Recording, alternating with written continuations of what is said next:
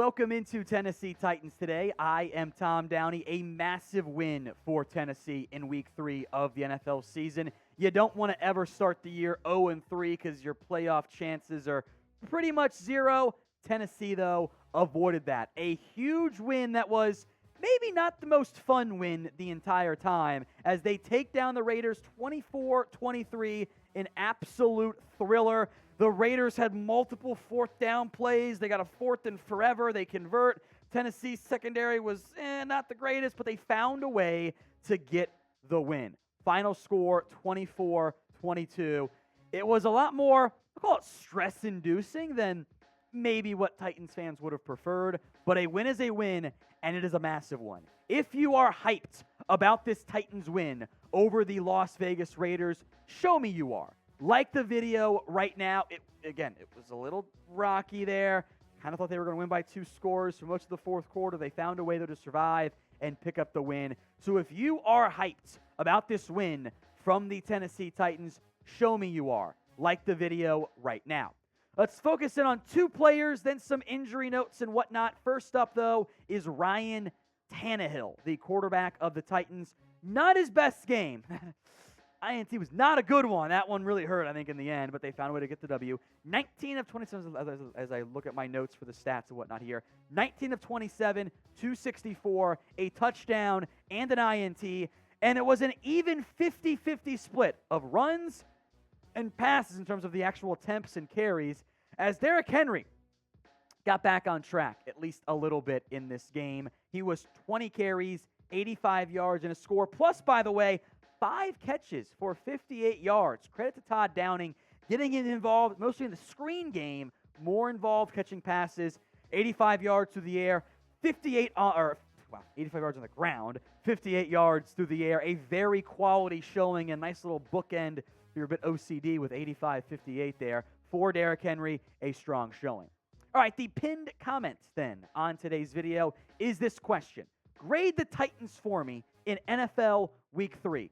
You can type in W for a win if you want, but we're focused on the more normal letter grades. A, B, C, D, or F.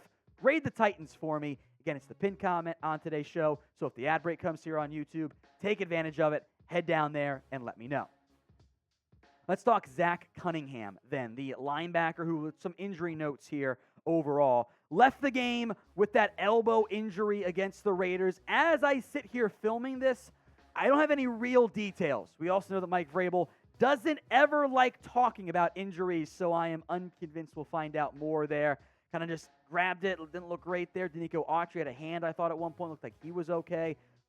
Cunningham is one we know. I'm sure we'll know more on Wednesday when the injury report comes out. Also worth monitoring is Christian Fulton, as he left that game late. I think it was a calf. It was a leg issue of some type there for Fulton, as he was not quite 100%. Go ahead and push that player by one for me there, Matthew. Fulton was not right.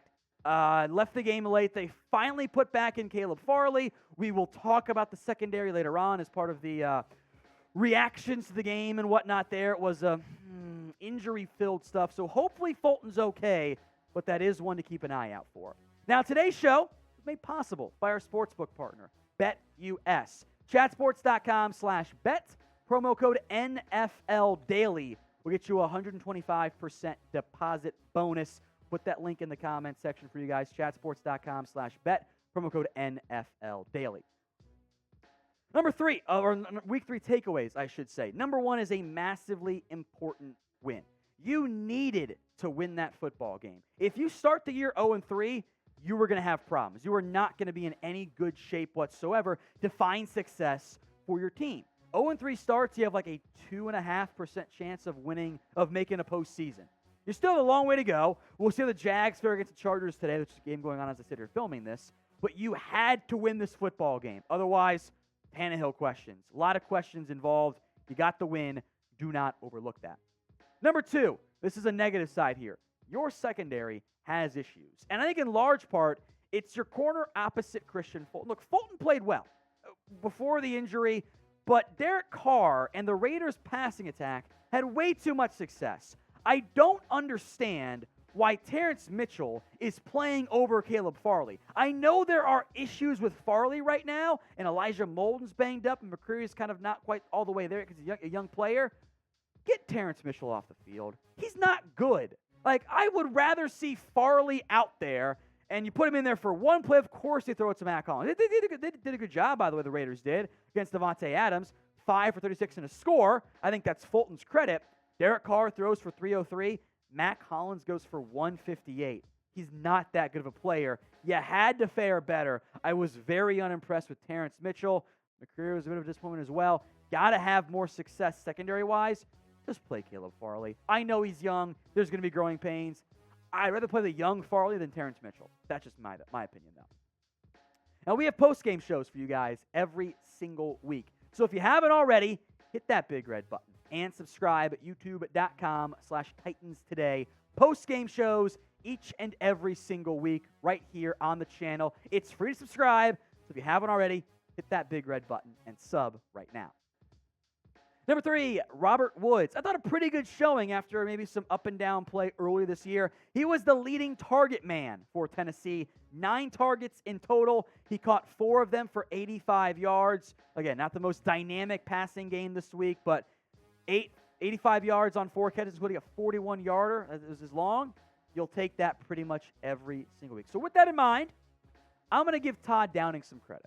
Now, I am not all the way in on Todd Downing yet, but I do think this was a better job. 24 points is improvement. It wasn't always perfect. I'm also not going to blame, Downing for Tannehill's INT. That was just a bad throw. Don't make it based on the couple replays I saw of it. It's a bad throw right there. You ran the ball better. The O-line has issues. I do not blame Todd for that either. I thought the play calling overall was much improved, and that's a big reason why Tennessee, although the second half had 0 points, which is a red flag for me, you had 24 in the first half. That's improvement. Second half issues, I know we're there. I'm going to take what I can get at this point from Tennessee and give a tip of my cap to Todd Downing. Let's talk MVPs this week. Who was the MVP for the Tennessee Titans? Was it Tannehill, Henry? Go Kevin Byard if we want to, because it's always Byard making plays, right? Somehow, some way, that's how it tends to go in the end, the INT there. Who was the MVP? Let me know in the comments section. My last takeaway, I need more out of Treylon Burks in the end. Burks only had 2 targets, though he caught one of them, a very nice 13-yard grab. He's your first-round pick. I get that. I think Mike Vrabel doesn't like rookies. I mean, there's a lot of that going on with this team over the years. It's fine, whatever. Maybe he's in the wrong spot, doesn't get the playbook, whatever. Get him out there. I don't need, a bunch of targets for Nick Westbrook-Ikhine. It was actually 3, caught all 3 of them, did a good job there. I want Burks more involved. You need a dynamic after-the-catch guy on this offense. It's not Robert Woods, who's a good player, but he's not dynamic after the catch. He's a good receiver. It's not NWI, I don't think. Get the ball to Treylon Burks more. Run a screen one time. Run that slant glance RPO that Titans love with A.J. Brown. Put Burks in that offense. I think it will lead to better results in the end.